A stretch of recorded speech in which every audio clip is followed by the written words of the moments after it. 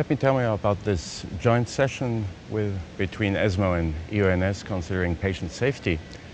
The idea, of course, is that we all healthcare professionals, as we are concerned with the huge problem that we face in securing patient safety. This is an ethical necessity, and it is also a financial obligation.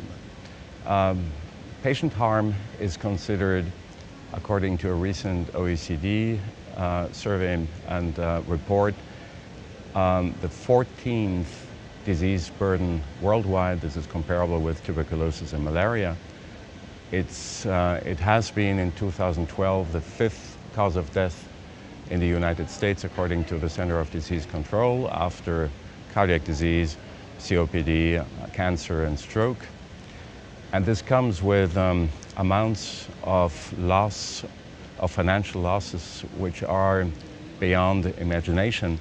It seems that, again, according to American studies, loss in 1 year exceeds or comes close to $1 trillion. So we clearly have to tackle this problem, and we have to tackle it on different levels. And this symposium was supposed to give and gave a great perception of the layers of intervention in assuring patient safety. There is a necessity of changes on multiple levels. Of course, every single individual healthcare provider has to assure that his patient is safely treated. But it is clear since 10, 15 years, and since a publication which brought to the public the extent of the problem of errors, of medical errors, that was a report from the Institute of Medicine called "To Err is Human" in 2000. It is clear that the main problems in safety, in patient safety, are system errors and are not linked to one person, but to a dysfunctional system. That means that we can't just tackle the problem by trying to pick out the bad apples. We have to have a more broader approach, which has still to involve every individual, because if every individual will say, well, it's not me, it's the system, it won't work. But beyond that, we need structures which can detect errors, and we need structures which govern, which will provide campaigns, which will give accreditation, and which will oversee the whole project of patient safety. So this is a major effort on many layers, if you put it that way. Let's go back to the individual. So every individual will have to try to make his best to treat in a most professional and transparent way. And every individual should have the opportunity, the moral necessity, but also the opportunity to freely report mistakes. Now, to do that, it has to some degree be tolerated and accepted, and if he's going to be immediately put on trial or be the bad apple, he won't report.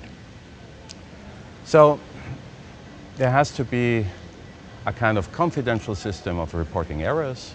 These errors have to be analyzed.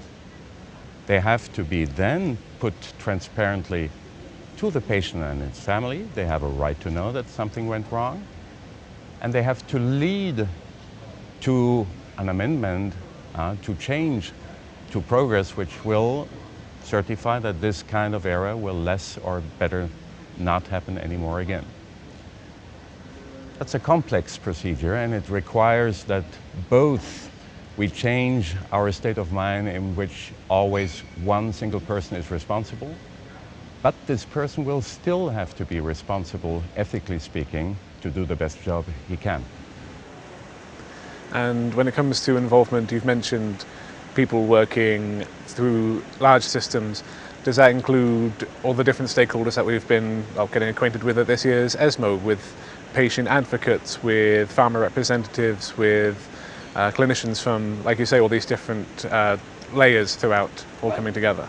Most certainly. I mean, you can say that there is a responsibility of a politician to ensure that accreditation, including safety, is put into place, that campaigns which reach out, prevention campaigns, are properly being done.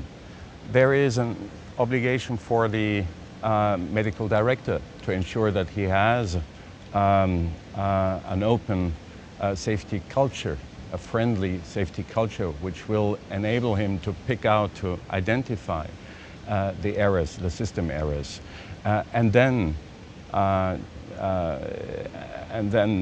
have consequent management of the conclusions of this.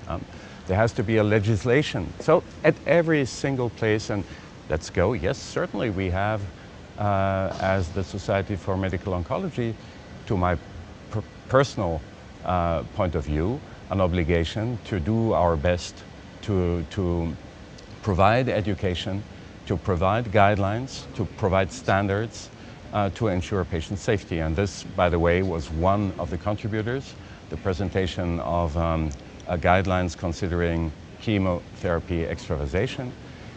Here we're on the clinical level of the multi-layer cake, if you want to put it on management of patient safety. There are still too many accidents with very irritating or harmful necrotizing agents being used to treat our patients. And these guidelines are supposed to help in a very pragmatic way and a very simple way our clinicians to ensure that utmost harm is prevented. And how are we able to resolve this tremendous rush towards new therapies being brought out in new trials and new trial formats with, like you say, this basic grounding that there are some very fundamental mistakes that come down to human error that require a complete tidal change in terms of attitudes towards practice and research? Is it not exceeding our grasp in some ways? Well, I'm not sure that I would put this in the same basket. I do agree with you that we have an ever quicker changing landscape with new drugs, with new formats to study these drugs, to put them into practice. And this may rather be a problem for the community oncologists who are suddenly faced with drugs which have completed their trials, which are out there, and for which they may lack the necessary routine and the necessary know-how of handling. I do think that in trials, well, you have a very well-structured management. You even probably have a better management of patient safety than in off-trial situations. And makes me think of the second presentation I had in compliance to oral treatments. There is a meta-analysis on non-oncologic drugs which shows that even if you are adherent to a placebo, you have an overall survival benefit. And that's probably because you're better checked while you're on study and while you're taking your placebo. So now I think the problem you mentioned, I would agree with, is the fact that we have an explosion of new drugs which are already put into practice, which are out there, and for which we, to some degree, lack standardized recommendations for follow-up, for delivery, and probably routine in prescription. And I suppose, by way of summary or conclusion, what do you say would be the best way for clinicians and community members to stay up to date with the latest in ethical guidelines for the safety, for what can be best achieved? What is the best way for them to be as up-to-date as they can and to ensure that safety for their patients? Well, I would again say that the ethical values or the background for patient safety are pretty clear. What may not be clear, depending on the country or the environment you live in, is whether they have been put into place in a way which enables you to clearly analyze these. So I think it is clear that every one of us should try already to find out whether there is no safety institution in his hospitals. I wouldn't be surprised that a lot of my colleagues are not truly knowledgeable about that. And I also think that there is a need for true proactive collaboration together. Many of us, the past including me, have considered these institutions, these patient safety departments, rather cumbersome or bothersome, and I think we need to work together. We have to keep up to date. Well, the best, one of the origins of patient harm is lack of education in itself, so I think you have to remain up to date. I think ESMO provides excellent services together with also with other, of course, societies in educating oncologists to keep up to date, to keep to standards. I think the regular use of our guidelines and of our recommendations, expert recommendations, are paramount in safely applying the right decisions in treatment. Well, I think you probably, apart from that, have to open up your notebook every day and have a look what's new and check your knowledges and recheck them again and again.